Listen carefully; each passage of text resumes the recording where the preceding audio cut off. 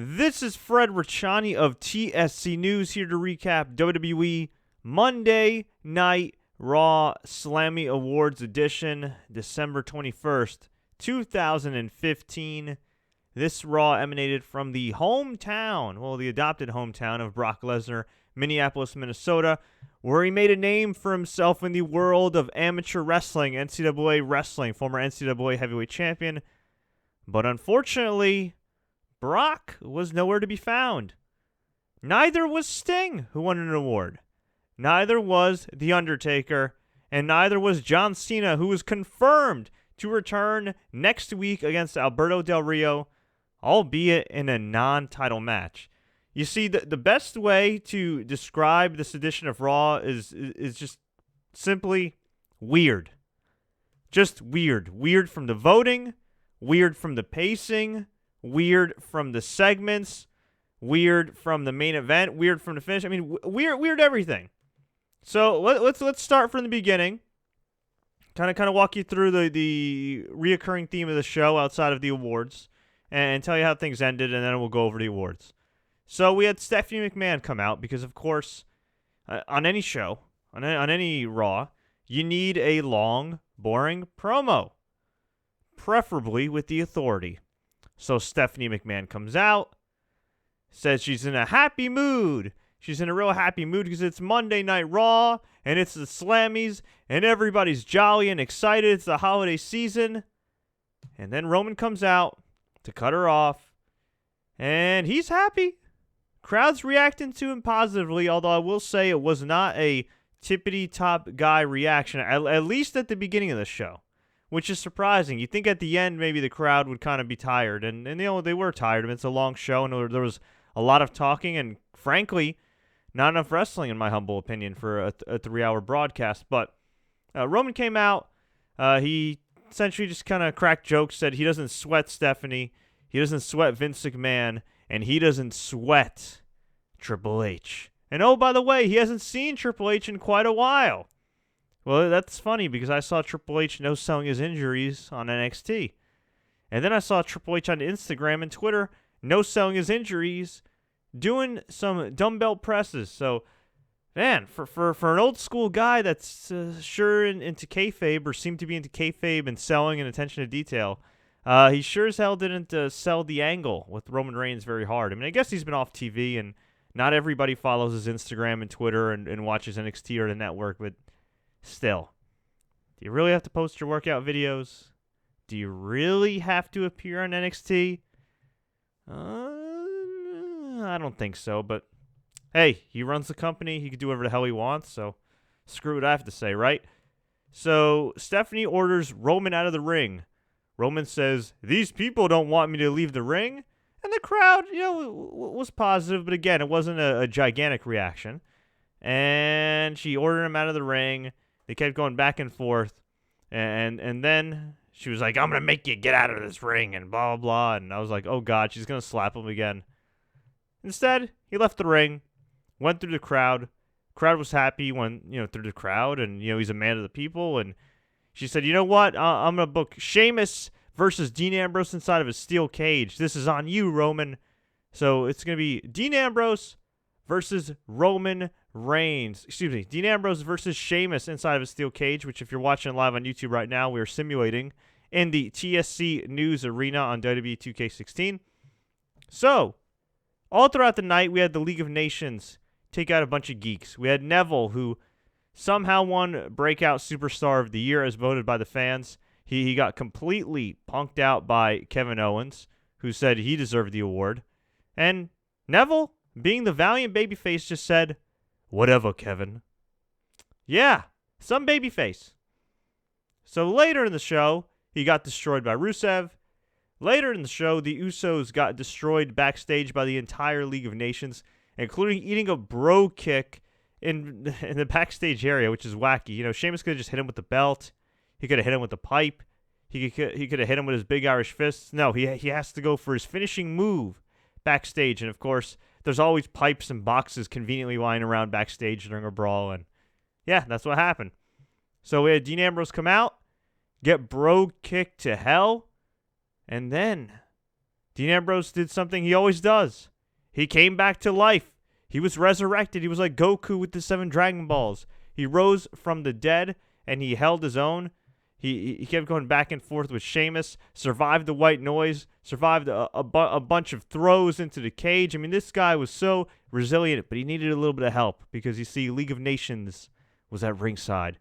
So what happens? Roman Reigns comes out. Took him long enough. He came out. He took out the League of Nations.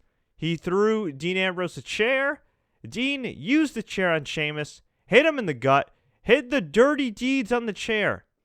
And unless my eyes deceive me, because I was also prepping for this broadcast during this interview, unless my eyes deceive me here, I'm pretty sure Sheamus went for a pin or two in this match. I'm pretty sure pinfalls are legal in this match. And instead, for whatever, excuse me, for whatever reason, I lost my voice screaming at my TV because I was just wondering what the hell the logic was here. Instead, Roman goes, Dean, climb up. Dean? Climb up? What? So Dean climbs up. And I'm thinking he's going to do an elbow drop or something. No, he's climbing out of the cage as opposed to pinning a man. Why? I don't know. Maybe he wants to jump in Roman Reigns' arms and hug like, Titanic or something. I don't know what it is. So he's going down the cage, or he's trying to anyway, and Sheamus meets him at the top. And they brawl, and they go back and forth, and Roman's just like, come on, Dean. Come on, Dean. It was almost like a male, manlier version of Brie cheering on Nikki. Come on, Nikki. Come on, Nikki. So finally, they go back and forth, and Sheamus headbutts Dean Ambrose. Ambrose falls on his back, splat on the mat. That looked like it sucked. And it was Dean Ambrose who won the steel cage match. I don't want to say by hook or by crook, but it was, it was not in a way that made him look particularly strong. And as you see on WWE 2K16 that we're broadcasting on YouTube, it looks like Sheamus actually won. And if you really think about it, he technically was the real winner. I mean, he had some help here and there, but Roman Reigns threw a steel chair in there, and Dean Ambrose was too stupid to pin him and went up top. Nothing like a stupid babyface. We found out later, too, that on Smackdown, Super Smackdown, on Tuesday night as opposed to Thursday night, since it is WWE Week on USA Network, we are going to have Dean Ambrose defend the Intercontinental Championship against Dolph Ziggler and Kevin Owens. So that should be very interesting. Excuse me while I take some water here. I don't know how my voice is going. Probably because I was screaming at my TV, because, you see, I was in disbelief. I was in complete disbelief. The New Day won no awards. I repeat, the New Day won no awards. They didn't win an award for LOL Moment of the Year. That went to R-Truth, who thought he was in the Money in the Bank ladder match. The New Day didn't win Tag Team of the Year. That went to the Usos, inexplicably. And the New Day did not win Superstar of the Year, and they were counted as one superstar. That instead went to Seth Rollins, who came out on crutches. Poor guy, looked like he's been having a rough time getting around. I mean, I can only imagine. And he's going to be out, close to 8-9 months, maybe more. Maybe more. You always want to err on the side of caution with those situations right there. And, he said that he'll be back. He'll rebuild. And he will come back stronger than ever to take what is his, the title he never lost, even though he jobbed, roughly 1,000 times. So, yeah, it was interesting. I mean, I'm fine with Seth Rollins, winning the title, or I'm sorry, winning the Superstar of the Year. I really have no problem with that. I mean, he had a great year. He had a great year. He deserved it. So, we shall see what happens there in the future. As for the rest of the awards, let's go through them and the matches that surrounded them. This show dragged, by the way. There was barely any wrestling on this show for a while. We had a really nice match with Dolph Ziggler and Kevin Owens, which just stemmed from their brawl after Kevin Owens punked out Neville and Ziggler was a presenter. And Owens ended up winning that one clean with a pop-up powerbomb. We had the match of the year announcement.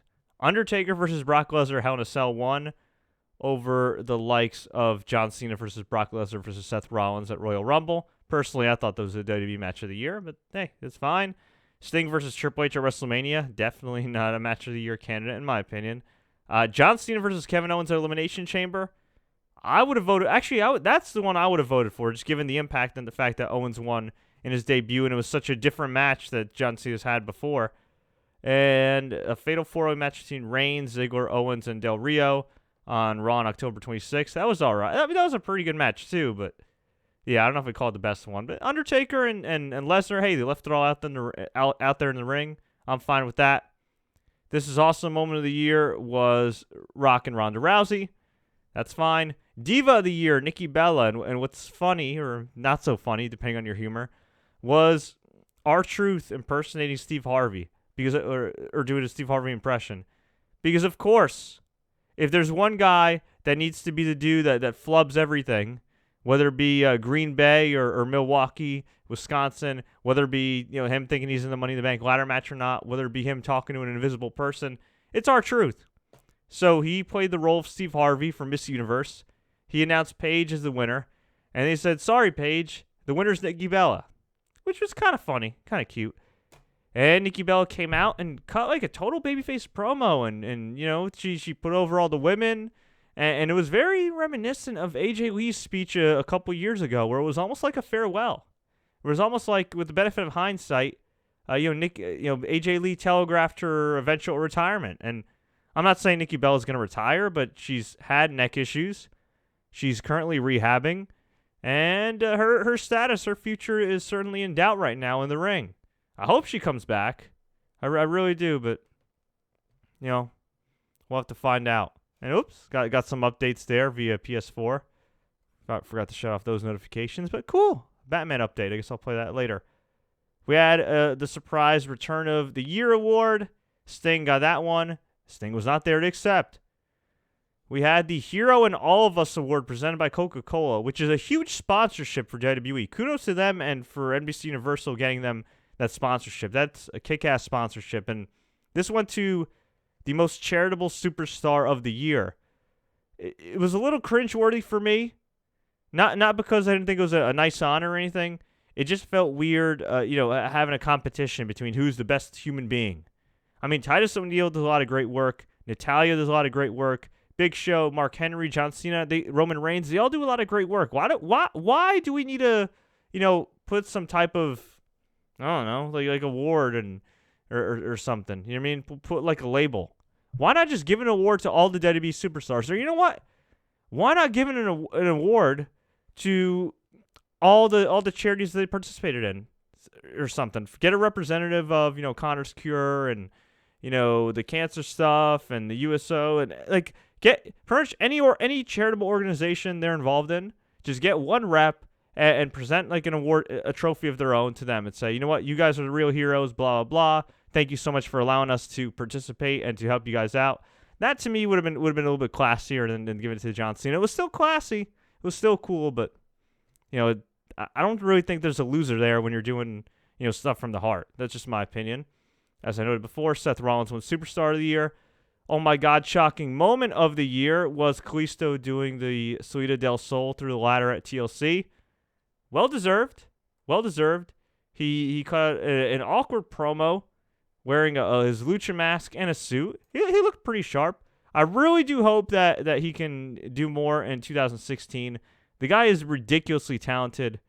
Is he the most charismatic? Not really. Is that lucha chant really cool at all? No, not really.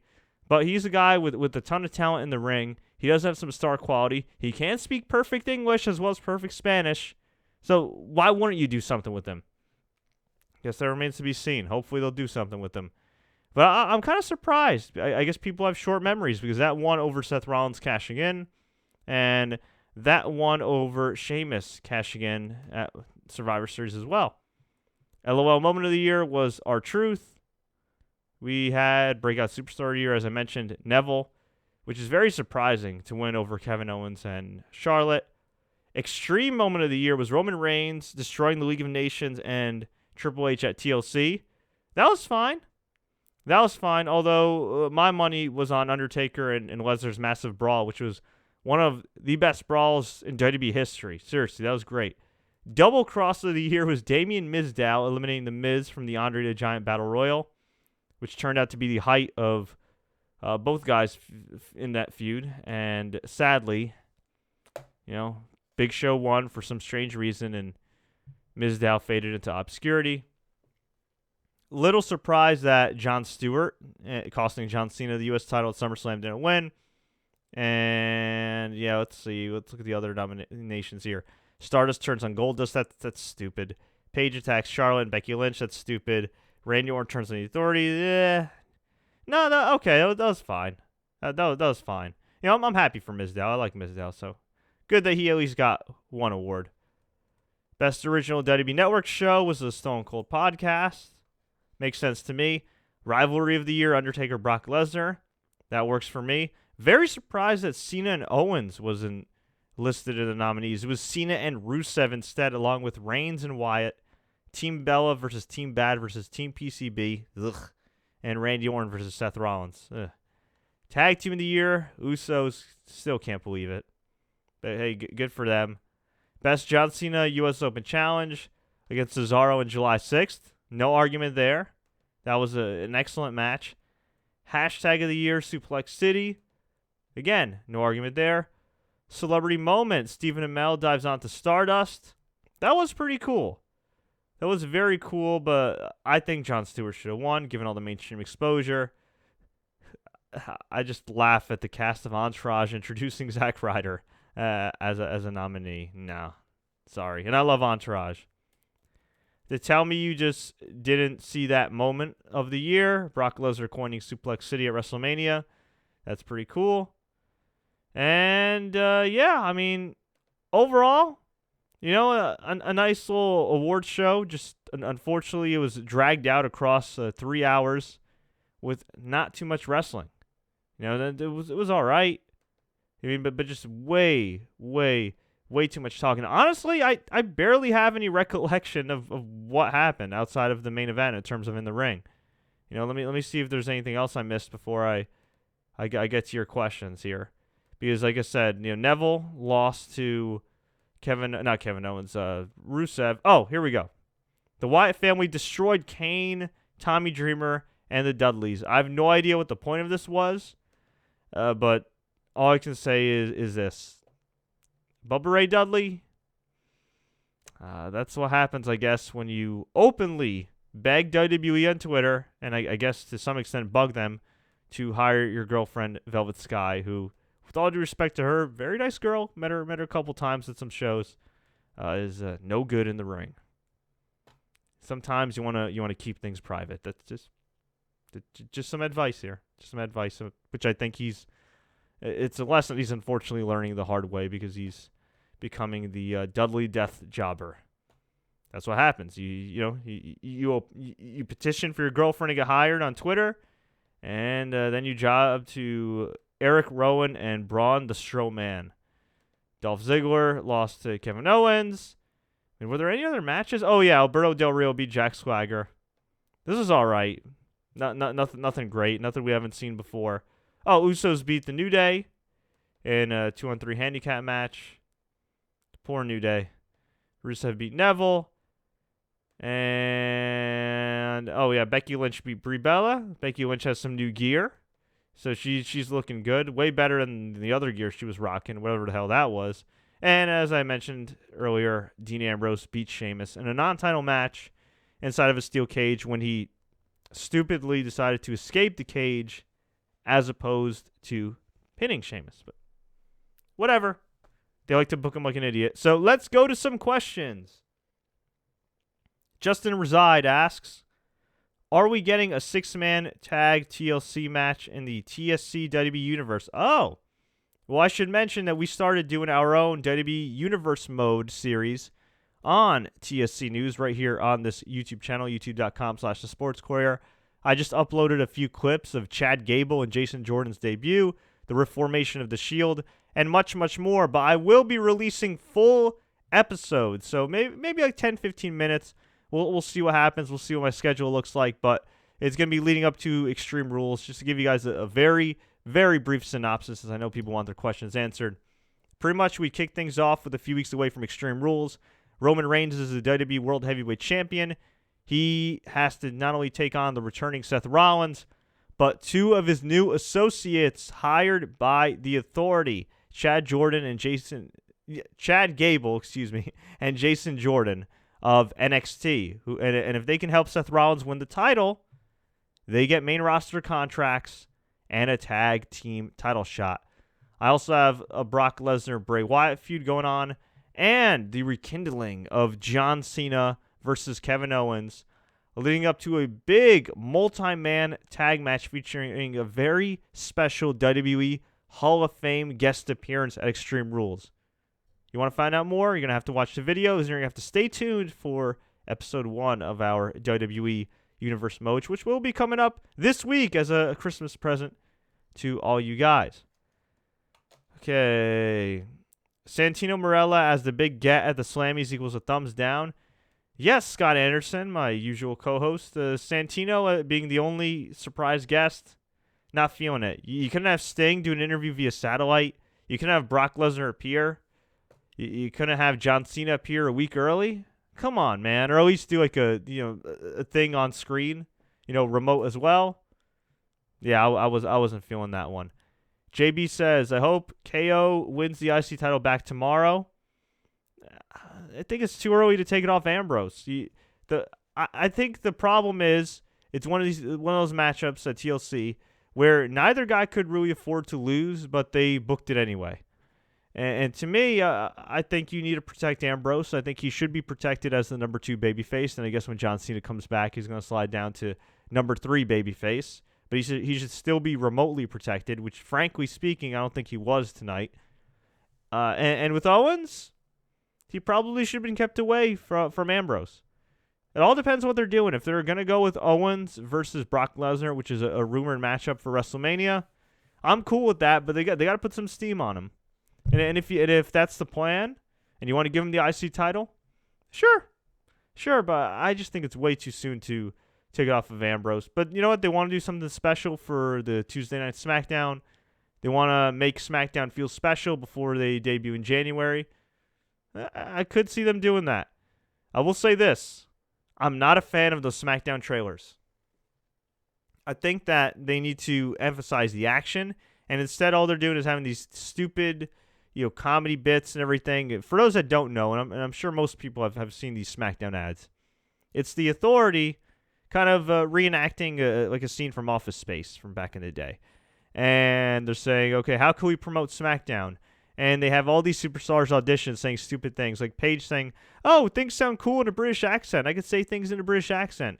And Roman Reigns, their sworn enemy, is making some bad joke. And then Stardust is like, we could have something in the stars. And that's how they're promoting SmackDown, with stupid, bad comedy. Why not show highlights of Roman Reigns destroying the Authority and the League of Nations? Why not show highlights of Brock Lesnar's suplexes? Why not show highlights of Nikki Bella's forearms? Seriously. That'd be better than some bad comedy. But no, they want to promote SmackDown, especially to casual viewers, with comedy. And not even good comedy. That's going to make people take it seriously. Hey, I wish him all the best. They just hired Mauro Ranallo. Hope he does well, but they got an uphill battle. I'm interested in seeing who his broadcast partners are going to be. I don't see it being Jerry Lawler and Mauro Ranallo as a team. I could be wrong. Maybe they'll throw in a monkey wrench. Maybe they'll have a JBL with Mauro. Maybe they'll have. I'm trying to think who would be. Who knows? Maybe they could put Tyson Kidd on there, who's been on the shelf for a while. Christian.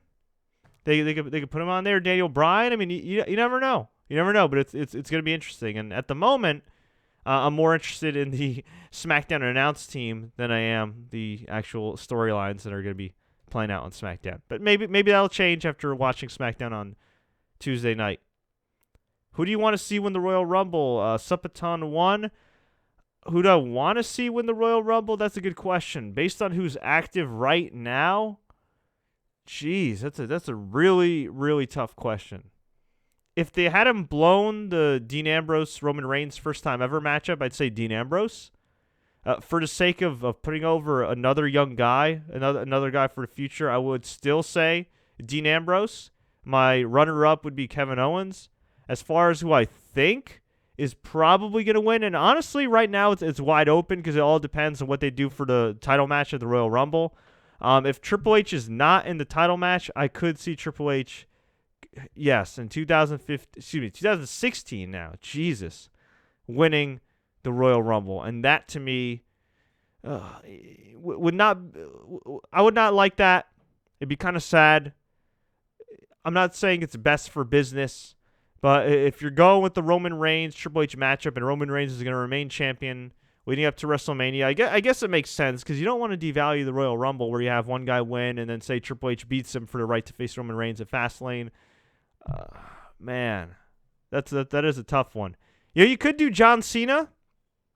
I know John Cena gets a lot of flack, but I really do feel like, especially this year, he's gotten to the point where a lot of fans, even if they still kind of dislike the character and everything, they truly respect him. I mean, all the great matches he had with the likes of Neville and Sami Zayn and Cesaro and Kevin Owens, and you can make the argument some of those guys should have gone over Cena, but he really held his own, and he's a guy that could have been lazy, that could have just chilled out, that could have bitched and moaned about getting somewhat demoted in some ways and not being a part of the world title picture, and he could have taken a night off and slacked off in the ring, and instead at 38 years old he brought it, and he arguably had the best in-ring year of his entire career, and he added new moves to his arsenal. Some sucked, like the springboard stunner. Some were cool and at times were hit or miss, like the Code Red. But the bottom line is, the guy, say what you want about him, he busted his ass night in, night out, and I think fans certainly miss his presence on the show. Maybe they don't miss like the stupid promos and the lack of creative creative storylines and all that jazz. I mean, that Rusev feud didn't exactly light the world on fire, but as far as the matches and the U.S. Open Challenge and everything, I certainly think that's missed. So could I see Cena winning the Royal Rumble?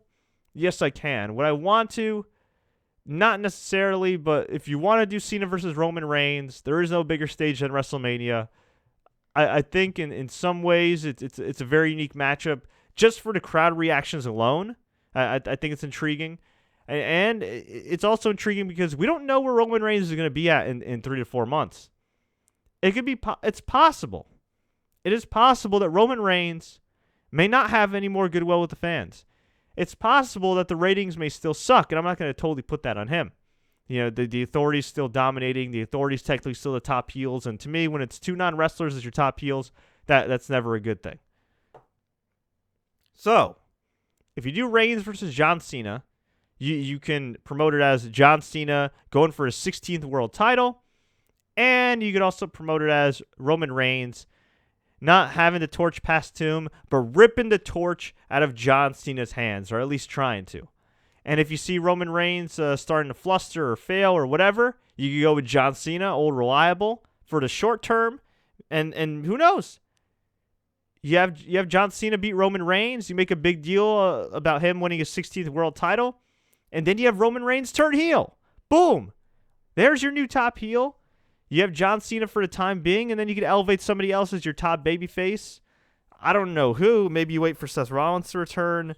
Maybe you elevate Dean Ambrose. Hell, maybe even turn Kevin Owens. Maybe somebody else emerges from NXT. Although that's wishful thinking because it seems like they're never going to call up some of those top guys. Which, for those that listen to me, you already know my thoughts on that. It's ridiculous that guys like Finn Balor are still in NXT and not paid like main roster guys, but that's another story for another day.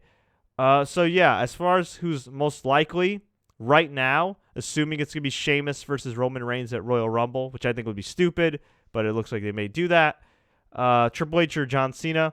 If it's Triple H versus Roman Reigns at Royal Rumble, you know what? Flip a coin. I'd say flip a coin between John Cena and Dean Ambrose, because outside of that, unless they have something crazy planned, like Daniel Bryan making a surprise comeback, or The Rock or something else, which I don't think they have. Let's say Cena, Triple H, Ambrose Those are my favorites. Kevin Owens as a dark horse, but can't see him getting over his physique to push him to that next level. Could be wrong, so we'll see. In a perfect world, I'd love for Daniel Bryan to come back, but his status is completely up in the air right now. Okay, a couple people in the crowd booed Rollins. That's sad. Yeah, but he's technically still a heel. What about Undertaker winning the Rumble and facing Roman at WrestleMania? Holy crap, actually. Jeez, how could I forget about Brock Lesnar and The Undertaker? Those are two guys who absolutely could win the Royal Rumble. Undertaker and Roman, you're guaranteeing Roman's going to be booed, but that would be a huge matchup for him, and you could save Cena versus Reigns for another pay-per-view like SummerSlam. And as far as Lesnar versus Reigns, I'd actually be perfectly fine with Lesnar versus Reigns. And I think it's at the point now where, you know what? You could say, screw it. If he gets booed, he gets booed. If he gets cheered, he gets cheered. We're a year removed. Roman Reigns is more mature. He's kind of grown into his own. He's gone through all the initial flack that he took. He's kind of found his stride right now, at least these last few weeks. Screw it. Do that match and have Roman beat him. I mean, at some point, you need a payoff for all the time and effort you spent building up Brock Lesnar. In a perfect world, would I kept Brock Lesnar undefeated? Yes. In a perfect world, would I have had Brock Lesnar beat Undertaker at SummerSlam? Yes. In a perfect world, with the benefit of hindsight, would I have had Brock Lesnar still champion right now? Yes, considering how they booked Seth Rollins like garbage and all that jazz, and then gave the title to Sheamus and yada yada. But hey, that's hindsight. You can't go back in time. But if you're paying Brock Lesnar all this money, and you want to get a return on investment, what better way than to put him in the main event of WrestleMania against your champion? I'm fine with that too. Undertaker would be cool. It would be a nice nostalgia thing, but Brock Lesnar, if you really think about it and you want to tell a story with Roman Reigns, Brock Lesnar versus Roman Reigns does make the most sense. Or, again, you could do Cena versus Reigns. You could have Brock versus Owens or Bray Wyatt or whoever the hell. Have both guys get big wins at WrestleMania and then lead it up to SummerSlam, where it would probably draw a ton of interest. So, yeah, those are all possibilities. Okay, could you see Cesaro winning? No, he's injured and he's on the shelf, and I don't think they would have done it. Anyway, I hope you guys are ready for a bad start to 2016, says Chris Rose. Why is that? Cena wins the Rumble. Reigns beats Triple H at Fastlane. Actually, I think he'd beat him at Rumble. Cena beats Reigns at Mania. Reigns turns heel because Cena can't. We don't know where we're going to be at in 3 or 4 months, man. 3 to 6 months. Anything's possible. I can't see them turning either guy heel right now. And frankly speaking, I don't think they need to. You could have Cena win the Royal Rumble, and you could have Roman Reigns beat him at WrestleMania. Makes perfect sense. It's not like that's going to be the only major matchup on the show anyway. It's going to be the main one, but there's going to be an Undertaker match. I would imagine Triple H is going to be involved in some capacity. So we'll see. Ernesto says he'd like to see Kevin Owens win the Royal Rumble. So would I. I think the LOL moment of the year should have gone to the creative team. I completely agree, Mr. Silver Bullet 1147. Okay, let's see what else we got. Could you see Ronda Rousey appearing at WrestleMania? No, because she's going to be getting ready for her rematch with Holly Holm, which, frankly speaking, I think she's rushing it if she's actually going to try to fight in July, and she's going to be doing a bunch of films. Okay, Alan Wu says, Monday Night Football's over. Congrats to all our fellow fantasy owners that are in the semis because my team made it in by the skin of my teeth. Congrats, Alan, and to everybody else that's playing fantasy football. Mr. McTwister, that's a hell of a name. Is John Cena still alive? Yes, he is the host of a new Fox reality series, and he will be appearing on Raw next week to take on Alberto Del Rio. Let's go. Oh, and how could I forget? Terry Allen Jr. reminded me of the very end of Monday Night Raw. Tom Phillips, whose name I finally got right, went to interview Stephanie McMahon. He put the microphone in her face. He said, Stephanie, and she slapped him. Now, she learned from last week not to slap him as hard as she could because she welted up Roman Reigns' face, could have knocked out his hearing, could have injured his eye. Hell, she could have even given him a concussion. I mean, that chick freaking trains hard. Okay, her husband's Triple H. That girl trains hard. I'd be scared of her. Seriously. I mean, I would never fight a woman, but I would not be if I had to fight Stephanie McMahon. I know for a fact I would not be favored in that fight. In fact, I'd probably just crawl up in a ball and just let her beat me until the referee stops the fight. Or I'd run away as fast as I can and pray she wouldn't catch me and give me a pedigree, because she's a beautiful woman, but she can be a very scary woman as well. And she slapped the hell out of Tom and just slapped him and then just swatted him like a fly and then kicked him. And Tom Phillips just collapsed like a stack of bricks. It was hilarious. And frankly, it was completely unnecessary. And it was supposed to be something where you take Stephanie seriously. And instead, I think most people were just kind of laughing. I don't see the reason as to why they need Stephanie to emasculate almost everybody. I don't see the reason as to why they need Triple H to look strong in 2015 going into 2016. But maybe it's a combination of insecurity, lazy writing, and no better ideas. Maybe it's just that. Maybe it's just that. Okay, Fred, will you be reviewing the WWE Legends Pack on 2K16? Hell yeah! The review for the Legends Pack will be up either tomorrow night or Wednesday, right here on YouTube.com/thesportscourier. Actually, I could probably stream it. As long as it downloads properly and everything, and I'll start to download it as soon as possible tomorrow morning. As long as everything's kosher with PSN, yeah, I'll stream it for you guys as well. So I'll stream it and I'll do a review for you with that one right there. Do you see Bray Wyatt taking on Brock Lesnar? Anything is possible. Anything is possible. We'll take a couple more here. If Stephanie McMahon is scary, watch the video of Aaron True getting beat up by Ronda Rousey. Is that the reporter that got beat up by Ronda Rousey? She's still a scary woman as well. A beautiful woman, but a scary woman, at least to the average civilian. Why wasn't Bayley and Sasha match of the year? Go figure. Go figure. It would be nice to give NXT some exposure and have NXT matches be eligible for voting, but they didn't do that. And okay, one more here. Let's see. Do you think Daniel Bryan is going to come back in time for WrestleMania? If he's going to come back, that's a gigantic if. A gigantic if. He's got to be cleared, and at the moment, the WWE doctors have not cleared him, and they may never clear him. I can see him coming back after WrestleMania during like a kind of a more down period and everything. I don't think they want to put him in any storylines that are of any consequence because they're afraid that he's going to get injured again and he's going to be a health risk.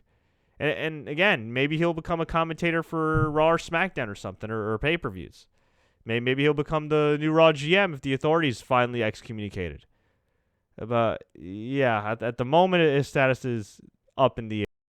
You never know. Maybe he'll just sit out his contract. He'll do some stuff for WWE, and in 2 years he'll be wrestling for AAA or CMLL or New Japan Pro Wrestling or some other company. Or maybe by then he'll be a father like he expects to be with Brie Bella, and he'll say, you know what? I made a lot of money. I'll just sign another deal with WWE and just make money being a commentator, a GM, and whatever. And look, he's had a great career. I would love to see him back, but health comes first. And whether or not WWE is doing this as far as holding him out just because of lawsuits or because they generally care about his health, honestly, it's kind of irrelevant because in reality, his health is being jeopardized. And, yeah, I guess that's the decision he has to make and his family has to make. So I wish him the very best. But, folks, I'm going to get on out of here. I want to hear from you. What did you think about the Slammy Awards? What do you think about Royal Rumble coming up? Who would you like to see win the Royal Rumble? Let me know. Leave a comment below. Tweet us. Facebook us. Do what you got to do. If you enjoyed this video, this podcast, please click the like button. Please share this with all your friends. Please do not forget to check out our upcoming WWE 2K16 videos, which I'm sure you will enjoy. If you're new here, you can also browse through our interviews archives, which features interviews with the likes of Mick Foley, Booker T, Edge, Gail Kim, Diamond Dallas Page. The list goes on and on. If you're new to TSC, I guarantee you, as a famous man once said, that you will love it. So until next time, everybody, take care, like and share, subscribe on YouTube, iTunes, SoundCloud, and you can also download these videos via the YouTube Red subscription service. Until next time, as always, woo! Enjoy the games and matches.